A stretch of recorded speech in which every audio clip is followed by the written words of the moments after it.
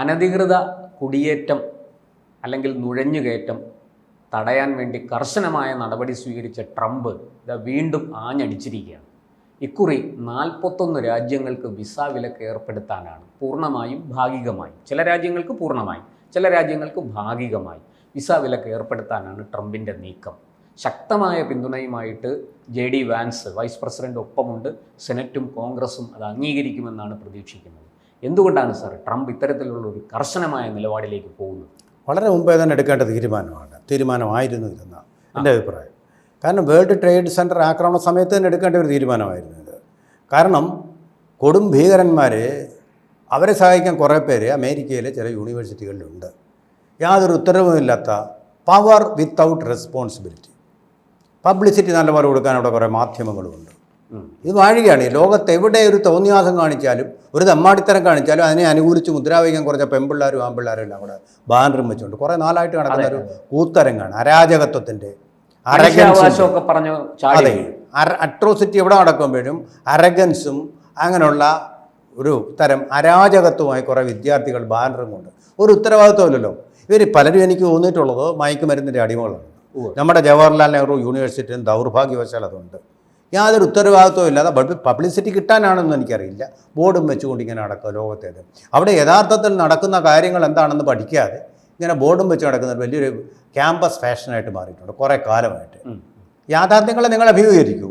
അവിടെ പാവപ്പെട്ട ആൾക്കാരെ ബലാത്സംഗം ചെയ്യുമ്പോൾ, തട്ടിക്കൊണ്ടുപോകുമ്പോൾ, ബന്ധുക്കളാക്കുമ്പോൾ അവരെ അനുകൂലിക്കാൻ കുറേ പേരുണ്ട്. ഇതൊരു സ്റ്റോക്ക്ഹോം സിൻഡ്രോം ആണോ എന്നെനിക്കറിയില്ല. പക്ഷേ അവരെ അനുകൂലിക്കാൻ, അവരെ പ്രേമിക്കാൻ, അവരെയൊക്കെ റോമിയോമാരായിട്ട് പ്രേമിക്കാൻ, ആരാധിക്കാൻ ഈ ദുഷ്ടന്മാരെ ഹഫീസ് സയ്യിദിനും കാണും ഇതിങ്ങനെയുള്ള കാമുകിമാർ. അങ്ങനൊരു മനഃശാസ്ത്രമുണ്ട് കേട്ടോ. അത് വലിയ നമ്മുടെ ഈ ലവ് ജിഹാദിൻ്റെ പിന്നിലും അങ്ങനെ ഒരു മനഃശാസ്ത്രം പ്രവർത്തിക്കുന്നു എന്ന് എനിക്ക് തോന്നുന്നു. ഭീകരവാദികൾ ഹീറോയിസം ആരോപിക്കുക, കാരണം ഈ വില്ലന്മാരോട് ഒരു ആരാധന തോന്നുക എന്നുള്ള സിനിമയിൽ പോലും ഉണ്ടത് കുറച്ചൊക്കെ. ആ വില്ലത്തരം കൂട്ടി വന്നിപ്പോൾ നായകന്മാരെ തന്നെ വില്ലന്മാരായിട്ട് അവതരിപ്പിക്കുന്ന ഒരു സിനിമയിൽ അങ്ങനെയാണ് വന്നത്. നെഗറ്റിവിറ്റിക്ക് ഊന്നൽ കൊടുക്കുന്ന അങ്ങനെയുള്ളവരെ ചില സിനിമകളിലും അല്ല നോവലുകളിലും ഉണ്ട്. അങ്ങനെയുള്ള പ്രതിനായകന്മാർക്ക് ഇങ്ങനെയുള്ള പരിവേഷങ്ങളിൽ പ്രതിനായക കൊടുക്കുന്ന. അപ്പോൾ അങ്ങനെയുള്ള അവരുടെ ഈ പ്രേമിക്കാനുള്ള സ്ഥലമല്ല, ഗവേഷണം നടത്തി ലോകത്തിന് അറിവിൻ്റെ വെളിച്ചം കൊടുക്കാനുള്ള, തമസോം ആ ജ്യോതിർഗമയ, ഇരുട്ടിൽ നിന്ന് വെളിച്ചത്തിലേക്ക് നയിക്കാനുള്ള, ഇവിടെ ജ്യോതിഷത്തിൽ അതെ ജ്യോതിഷത്തിൽ നിന്ന് തമസിലേക്ക് നയിക്കാൻ വേണ്ടിയിട്ടുള്ള നെഗറ്റീവ് വിദ്യാഭ്യാസമാണ് അതിൻ്റെ സന്ദേശം. പറഞ്ഞത് ശരിയാണ്. അമേരിക്കയിലെ നിരവധി യൂണിവേഴ്സിറ്റികളിൽ ഇത്തരത്തിൽ ഇപ്പോൾ അങ്ങ് പറഞ്ഞതുപോലെ ഈ ഇസ്രയേലിലെ ആൾക്കാരെ ബന്ദികളാക്കി കൊണ്ടുപോയ ഹമാസിനെ അനുകൂലിച്ചുകൊണ്ടും ഹമാസിനെ ന്യായീകരിച്ചുകൊണ്ടും ശക്തമായ പ്രക്ഷോഭവും എന്താ പറയേണ്ട പിന്തുണ അർപ്പിച്ചുകൊണ്ടുള്ള വലിയ റാലികളുമാണ് കുട്ടികൾ നടത്തുന്നത്, വിദ്യാർത്ഥികൾ നടത്തുന്നത്. അപ്പോൾ നാളെ ആസൂത്രണം ചെയ്യപ്പെടുകയാണ്. ഈ വിദ്യാർത്ഥികൾ, ഇവിടെ നടക്കുന്ന വിദ്യാർത്ഥികൾ തന്നെ ഈ ഭീകരാക്രമണത്തിൻ്റെ ആസൂത്രകരും നടത്തിപ്പുകാരും കരാറുകാരുമായിട്ട് മാറും. അവിടെയാണ് പ്രശ്നം. ലോകത്തിൽ നമ്മുടെ അമേരിക്ക തിരിച്ചറിഞ്ഞു. അതെ, തിരിച്ചറിഞ്ഞു. വളരെ മുമ്പേ തിരിച്ചറിയേണ്ട. വേൾഡ് ട്രേഡ് സെൻറ്റർ ആക്രമണത്തോടു കൂടി തന്നെ നടന്നല്ലോ, അത് തിരിച്ചറിഞ്ഞതാണല്ലോ. അതിനേക്കാൾ വലിയ ആനുകൂല്യമാണ് ഇപ്പോൾ ഹമാസിന് കിട്ടിക്കൊണ്ടിരിക്കുന്നത്. തീർച്ചയായിട്ടും അത് വളരെ ചെക്ക് ചെയ്യപ്പെടേണ്ട കാര്യമാണ്. ഒരു ഭരണാധികാരി ആ ഭരണാധികാരിയുടെ അധികാരം ഉപയോഗിച്ചു. 41 രാജ്യങ്ങളാണ്. ഈ 41 രാജ്യങ്ങൾ 3 സെക്ഷനുകളായിട്ട് ആണ് വരുന്നത്. പാടേ വീസ നിരോധിച്ച രാജ്യങ്ങളുണ്ട്, അതിൽ സിറിയയൊക്കെ വരും. എന്നും കലാപത്തിൻ്റെയും ആ വിദ്വേഷത്തിൻ്റെയും കൊലവെറിയുടെയും ഒക്കെ രാഷ്ട്രങ്ങളായിട്ട് കഴിയുന്ന 10 രാഷ്ട്രങ്ങൾ അതിനകത്ത് വരും. രണ്ടാമത്തെ ഗ്രൂപ്പിൽ വരുന്നത് പാകിസ്ഥാനെ പോലുള്ള ഭീകരവാദം കയറ്റി അയക്കുന്ന രാഷ്ട്രങ്ങളാണ്. അവർക്ക് നിയന്ത്രണ വിധേയമായിട്ട് മാത്രമേ അവിടെ പ്രവേശിക്കാൻ കഴിയത്തുള്ളൂ. മൂന്നാമത്തെ ഗ്രൂപ്പിൽ വേറൊരു ഗ്രൂപ്പ് രാഷ്ട്രങ്ങളും വരുന്നുണ്ട്.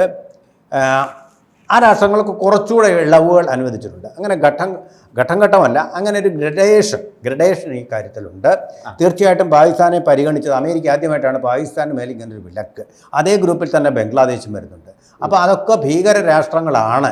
ഭീകരവാദത്തെ പണം കൊണ്ടും അതുപോലെ തന്നെ ദ്രവ്യം കൊണ്ടും ആൾശക്തി കൊണ്ടും സഹായിച്ചുകൊണ്ട് അവരെ സംരക്ഷിച്ചുകൊണ്ടിരിക്കുന്ന രാഷ്ട്രങ്ങൾക്ക് ആദ്യമായിട്ട് അമേരിക്ക എന്ന് പറയുന്ന 7ാം സ്വർഗത്തിൽ നിന്ന് സ്വർഗം പലപ്പോഴും ഭീകരവാദികളുടെയും സ്വർഗമായിട്ട് മാറുന്നു. അവർക്ക് തണൽ കൊടുക്കാൻ ഇതുപോലുള്ള ക്യാമ്പസ് സുന്ദരികളും ഉള്ളപ്പോൾ പിന്നെ എന്താ, അതൊരു സ്വർഗം തന്നെയാണല്ലോ. ഇങ്ങനെ നമുക്ക് ചില വിശ്വാസങ്ങളുണ്ട്. സ്വർഗത്തിലൊരു നദിയുണ്ട്, അതിൻ്റെ തീരത്ത് സുന്ദരികളായിട്ടുള്ള മാലാഖമാർക്ക് വേറെ ഹൂറിമാർ. ഹൂറിമാർ എന്നാണ് ആ പത്രത്തിൽ പറയുന്നത്. അങ്ങനെയൊക്കെയുണ്ട്. അതിലൂടെ തേനും പാലും ഇങ്ങനെ ഒഴുകും, നമ്മൾ വാരി കുടിച്ചാൽ മതി എന്ന് പറയുന്ന പോലെ ഒരു സ്വർഗമായിട്ട് അമേരിക്ക മാറുന്നത് ഈ ഭീകരവാദം വളരാനും കൊഴുക്കാനും തെഴുക്കാനും എല്ലാം ഇടയാക്കും എന്നുള്ളത് കൊണ്ട് ഈ നിരോധനം വന്നത് വളരെ നന്നായി. ഇത് നോക്കൂ, ഇത് ഭൂരിപക്ഷവും ഈ ഇന്ത്യ വന്നിട്ടില്ല, ഇതിൽ ഈ ലിസ്റ്റിൽ വന്നിട്ടില്ല. ഇന്ത്യക്ക് വിലക്കൊന്നുമില്ല. അല്ല, ഇനി നമുക്ക് നമ്മുടെ അല്ല ഞാൻ പറയുന്നത്, തുഷാർ ഗാന്ധി ചിലപ്പോൾ പറയും ഇന്ത്യയും RSS ഉള്ളതുകൊണ്ട് ഇന്ത്യയും വിലക്കണമെന്ന് പറയും. തുഷാർ ഗാന്ധി പറയും, രാഹുൽ ഗാന്ധി പറയും. തീർച്ചയായിട്ടും രണ്ട് ഗാന്ധിമാരാണല്ലോ ഇന്ത്യയുടെ ഭാഗതയെ നിർണ്ണയിക്കുന്നത്. ഒന്ന് ഒറിജിനലും മറ്റൊന്ന് വ്യാജനും. അപ്പോൾ നോക്കൂ, ഭൂരിപക്ഷം രാഷ്ട്രങ്ങളും എങ്ങനെയുള്ള രാഷ്ട്രങ്ങളാണെന്ന് നിങ്ങൾ നോക്കൂ, പഠിക്കൂ. ഇതാണ് ലോകത്തിൻ്റെ ജിയോ പൊളിറ്റിക്സ്. അത് അമേരിക്ക ശരിയായിട്ട് തിരിച്ചറിഞ്ഞിട്ടുണ്ട്. ഇത് കോൺഗ്രസ്സിൽ സെനറ്റിൽ ഒക്കെ പാസ്സാകേണ്ടതുണ്ട്. ഭൂരിപക്ഷം അവർക്കുള്ളതുകൊണ്ട് 60 ദിവസത്തെ കാലാവധി പറഞ്ഞിട്ടുണ്ട്. അവിടെ ചിലപ്പോൾ ചില നിർദ്ദേശങ്ങൾ വരും, അതനുസരിക്കാൻ പ്രസിഡന്റിന് അധികാരമുണ്ട്. നമ്മുടെ പ്രധാനമന്ത്രിയെ പോലല്ല, പ്രസിഡന്റിന് പരമ അധികാരമുണ്ട്. അദ്ദേഹത്തിന് തീരുമാനം എടുക്കാം. നിശ്ചയിച്ചു തന്നെ നടപ്പാവേണ്ടത് തന്നെ വളരെ നല്ല കാര്യം. ഇതിലൊരു ഇന്ത്യൻ സുന്ദരിയുണ്ട്.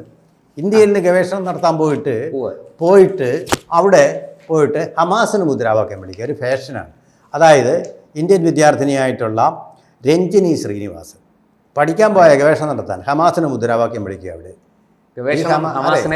അല്ലെങ്കിൽ ഗവേഷണം നടത്തി, അല്ലെങ്കിൽ അവർ പറയട്ടെ എന്താണ് ഹമാസ് ചെയ്ത നല്ല കാര്യം. സ്ത്രീകളെ അവരുടെ ഭർത്താക്കന്മാരുടെ മുമ്പിൽ ബലാത്സംഗം ചെയ്തതാണോ? കുട്ടികളെ അവരുടെ അച്ഛനമ്മമാരുടെ മുമ്പിലിട്ട് കൊന്നതാണോ? തടവുകാരാക്കി കൊണ്ടുപോയ ശേഷം ബയോപ്സി ചെയ്യാനെന്നതുപോലെ ശരീരഭാഗങ്ങൾ ഇസ്രയേലിന് വിട്ടുകൊടുത്തതിനാണോ?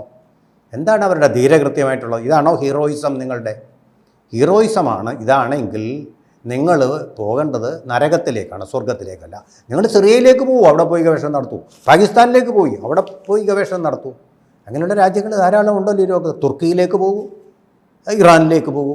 എല്ലാ സ്വാതന്ത്ര്യവും നിങ്ങൾക്ക് അനുവദിച്ച് കിട്ടുമല്ലോ മുദ്രാവാക്യം വിളിക്കാനും. ഇങ്ങനെ അലസമായ വസ്ത്രധാരണം ചെയ്ത് അലസമായിട്ട് നടക്കാനുമുള്ള സ്വാതന്ത്ര്യം കിട്ടുന്ന സ്വർഗമാണല്ലോ ഇറാൻ. അങ്ങനെയുള്ള രാജ്യങ്ങളുണ്ടല്ലോ, ടെഹ്റാൻ യൂണിവേഴ്സിറ്റിയൊക്കെ ഉണ്ട്, അവിടെ പോയി നടത്താമല്ലോ. ഇവരെ സ്വന്തം ചെലവിലാണ് തിരിച്ചു പോകുന്നത്. തലതിരിഞ്ഞു പോയപ്പോൾ എല്ലാവരുടെ കാര്യം എന്ത് പറയണം. ഇതൊക്കെ മയക്കുമരുന്നിൻ്റെ സ്വാധീനമാണോ? മയക്കുമരുന്ന് കിട്ടാനും ഒരു സ്വർഗമാണ് അവിടെ. കിട്ടാൻ വലിയ പ്രയാസമില്ല. ട്രംപ് വന്നപ്പോഴാണ് ഇപ്പോൾ നിയന്ത്രണങ്ങൾ കൊണ്ടുവരുന്നത്. ഈ മെക്സിക്കൻ അതിർത്തി കടന്ന് ഒഴുകുകയായിരുന്നു.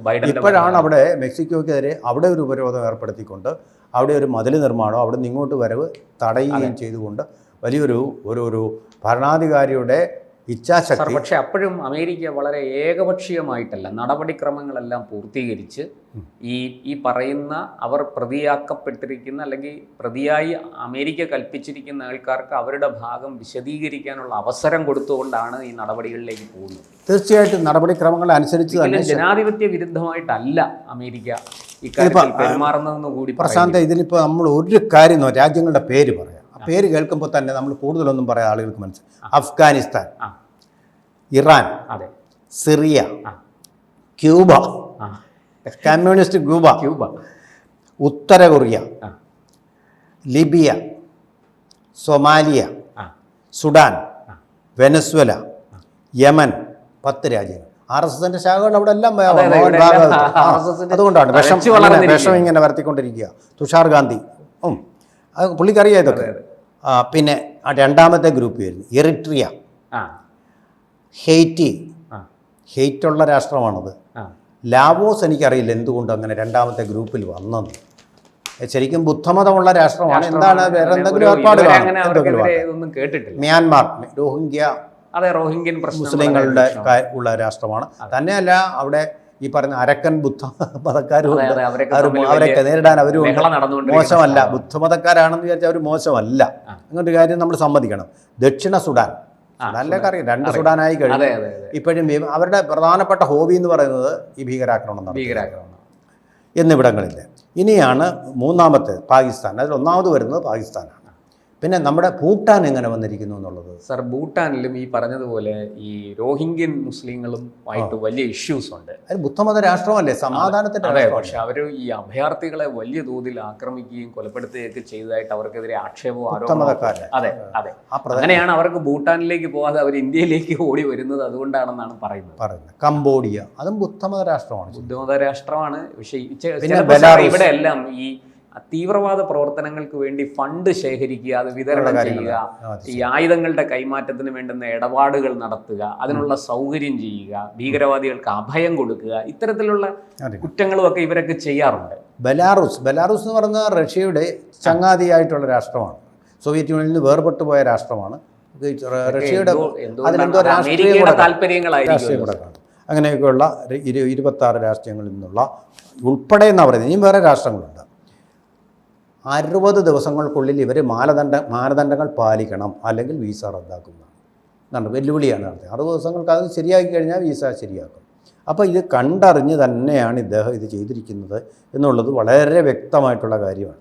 നമ്മളറിയേണ്ട ഒരു കാര്യം, മൗറീഷ്യസിനില്ല, നേപ്പാളിനില്ല, യാതൊരു വിലക്കുമില്ല, ഇന്ത്യക്കില്ല, ബംഗ്ലാദേശിനില്ല, ശ്രീലങ്കയ്ക്കില്ല, ചൈനയ്ക്കില്ല. ആ കാര്യങ്ങൾ ഇതിൽ ഉൾപ്പെടുത്താത്ത രാഷ്ട്രങ്ങളും പ്രത്യേക വാർത്താ പ്രാധാന്യം അർഹിക്കുന്നത് തന്നെയാണെന്നാണ് ഞാൻ കരുതുന്നത്. അവിടെയൊക്കെ നിയമവാഴ്ച റഷ്യക്കില്ല, ബെലോറസിനുണ്ടെങ്കിലും റഷ്യക്കില്ല. അതും നമ്മൾ ഓർക്കണം. അല്ല, ഈ യുക്രൈൻ റഷ്യ ഒരു യുദ്ധം നടക്കുന്ന സന്ദർഭത്തിൽ സ്വാഭാവികമായിട്ട് റഷ്യക്കൊക്കെ വിലക്ക് വരേണ്ടതാണ്. പക്ഷെ അമേരിക്ക അങ്ങനെ ചെയ്തു. രാഷ്ട്രീയ തീരുമാനമല്ല ഇത് കൃത്യമായിട്ട് അമേരിക്ക അപകടം മനസ്സിലാക്കി സുരക്ഷാ തീരുമാനം, അതെ, സുരക്ഷയെ മുൻനിർത്തിയുള്ള ഒരു തീരുമാനമാണ് ഇപ്പോൾ എടുത്തിരിക്കുന്നത്. എന്തായാലും ട്രംപ് 2018 സമാനമായ രീതിയിൽ ഇത് കൊണ്ടുവന്ന് സുപ്രീം കോടതിയുടെയൊക്കെ അന്ന് അനുമതി കിട്ടിയതാണ്. അതിനെതിരെ വലിയ ഹർജിയൊക്കെ പോയി. പക്ഷേ സുപ്രീം കോടതി അത് വലിച്ച് ചവറ്റുകുട്ടേക്കണം.